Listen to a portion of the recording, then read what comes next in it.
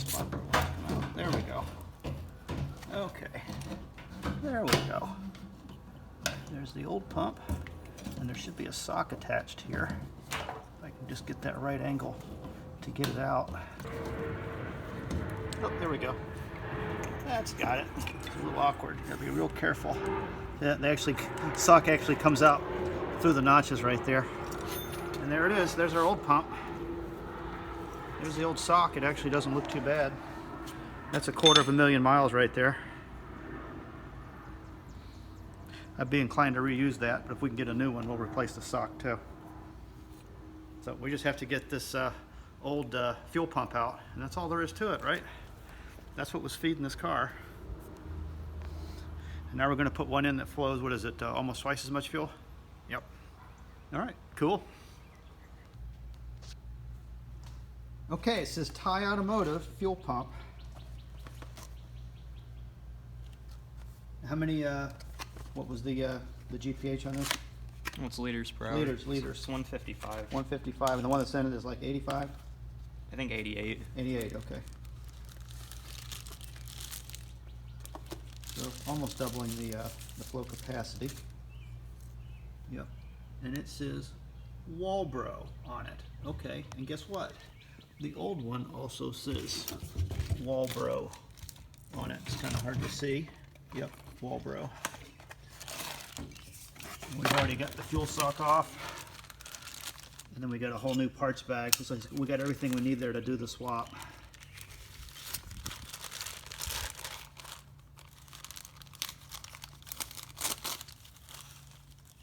Let's see what's in the goodie bag.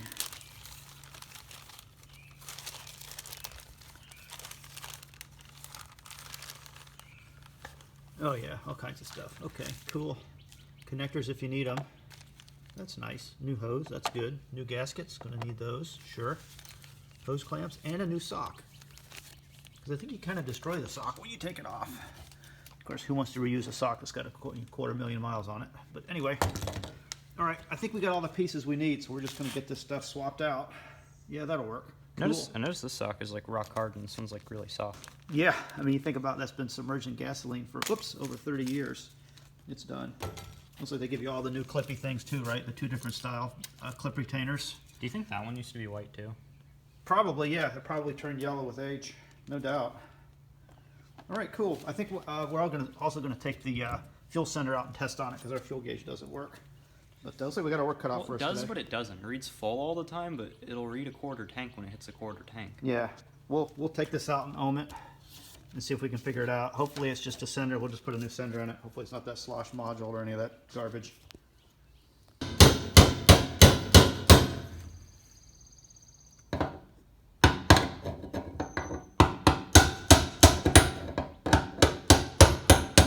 There you go. Just got it. You have to break it loose from that O-ring, but it should lever out. There you go. And it'll probably take some maneuvering. Yep, you got it. You're getting it. Am I? There we go. There you go. And then you got the float. And that's a phenolic float, so we know that that's not full of gas like a brass one would be if it had a hole in it. So what we're going to do is we're going to probably put some test leads right here, and we're going to ohm it, and we're going to see how good a signal we get from full to empty. Showing you all right here. I wish I had alligator clips, but if I get this to ohm out right, there we go. It holds around 16, which would be on empty. I'm all over the place with this thing. I'm getting tired. There we go, 14. And when you come up, it immediately goes dead. And come up a little more, and there's your dead spot right there. Halfway. There's nothing. And then you come up a little bit, and then it goes back on. You bring it up, bring it up. So it's got broken spots where it's just not going to read. Right there, halfway, just like it did before. And then once the tank would get low enough, it would start reading again to let you know it was out of gas. And And then just showing the new one here real quick. We'll put those on there. If I can get that to go. And then there's a 14 like it should be, 14-ish. And then it's nice and smooth. You can hear it clicking. No dead spots. All the way up. About 161 and then down to like 14. So from like 14 ohms up to like 161. It's nice and smooth. So we know we got a good one here. I feel pretty confident we don't have a bad anti-slosh module or a bad fuel gauge. It was definitely the sender. So when we get this thing all buttoned up, it'll have a nice new fuel pump and it should have an accurately reading fuel gauge again. Pretty cool. And then lower this thing back in is kind of like figuring out one of those chain puzzles. It only kind of goes, you kind of have to wiggle it around. And then it's got 2 offset notches. It's only going to go back in one way, which is cool. Same deal with the fuel pump. Austin's already located it. We just have to put a ring on, and the kit came with new rings, which is cool. I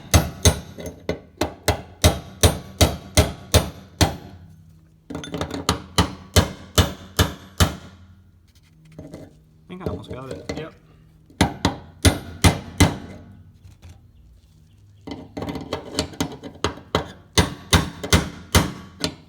Is that bottomed out? Yeah, those are bottomed out. That looks good. You got it on. Nice. So we got our new sender in. Now we just got to put the fuel pump together and drop that in, put the tank up, and we're good to go. We're just going to put a little dielectric grease on there, just because.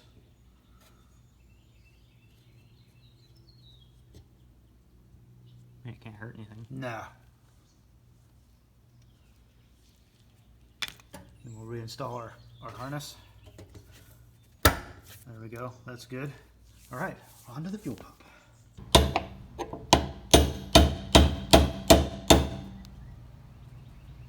More time. That's got it. Yep, she's in. Does it look centered enough? Yeah, that looks good. Yep, that's fine.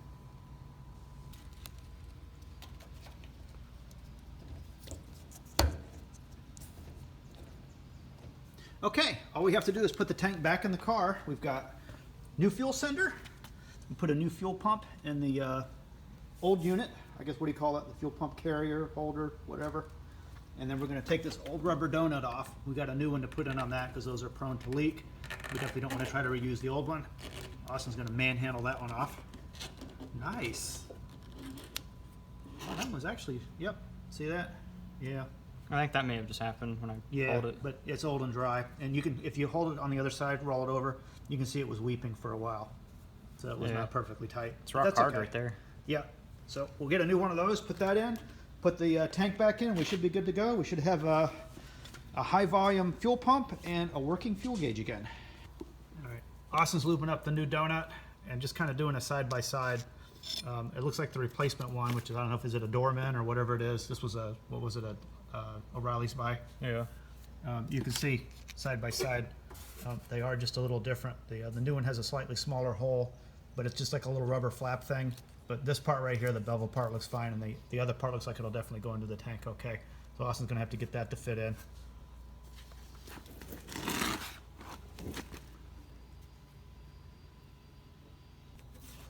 All right, Austin just seating that in. Yep, that looks good.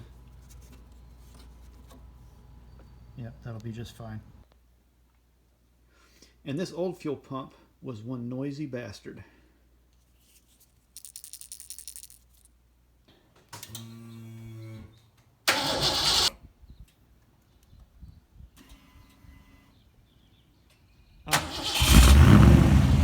Hey, so we got it then on, so you can see where the fuel gauge is sitting. It's just like one notch above E.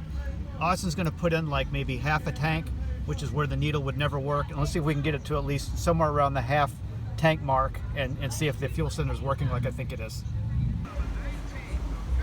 You're gonna put in like, I think 5 or 6 gallons? What do you think? Let's just put in like 5 gallons, which would be enough to move it way off of E, right? And let's just see where that lands. And just stop. You can leave the nozzle in. We'll finish it filling it. Let's just see where it lands. I only ever put half in the tank anyways. Yeah. Keep the car lighter. That's about 5 gallons there. Let's see where we're at.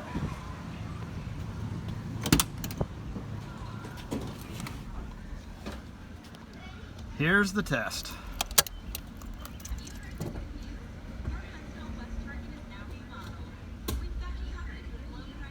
Right at half tank, just a little above half tank, Austin, it's working. Pretty cool, huh? Okay, so we've got the new fuel pump in, and the new fuel gauge is working great, by the way. It's already moved down a little bit off at the halfway mark, so we know it's working. And we've already advanced the timing another 2 degrees. It seemed to like it. We're still playing with the idle a little bit. It's a little bucky when it's cold. I think we pretty well got it warmed up now. Yep. And it's like a really rough patch of pavement here. But it's running good. So we're just rolling up to a stop sign here. We'll see how good she launches. She's not too temperamental. Keeping in mind we still got the 270 something rear axle in it.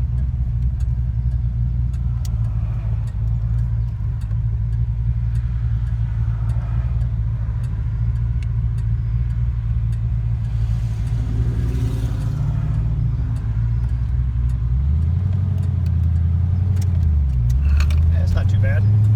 Starting on a hill too. Yeah.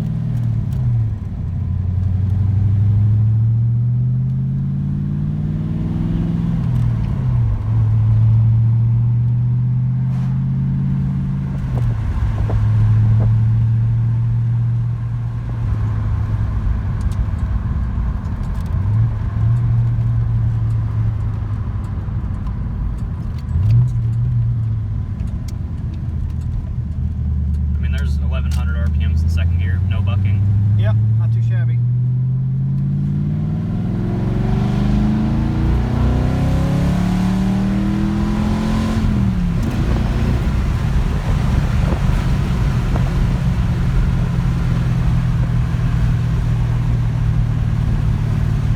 Oh yeah. And then you can lug it right along at 55. Doesn't seem to mind.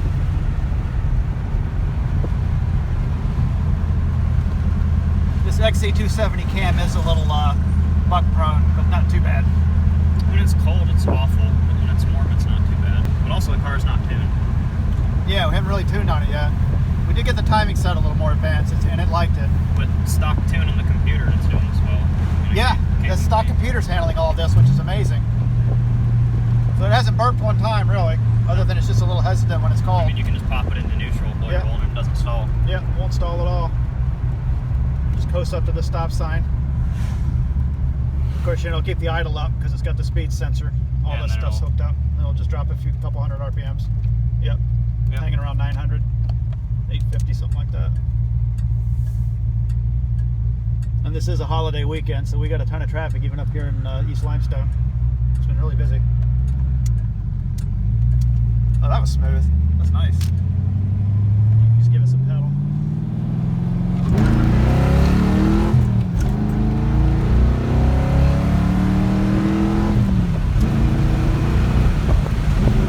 Oh yeah. Woohoo! This thing will move out. I think I got a nosebleed from that. Yeah, the gas gauge is definitely working. I think we used a gallon just doing that. But this is great. Everything on the car is pretty much working. Just got to fix the air conditioner. It's the only thing we got left to do. Show them this, going 25 miles an hour in third gear, no bucking. Yep, warmed up in third gear. About 1100 RPMs. It's not too buck prone. It's not bad. It's pretty smooth. I mean, you can feel it trying to do it a little bit. Second doesn't really do it Second at all. doesn't really do it at all. I mean, it doesn't really start doing it until you get like...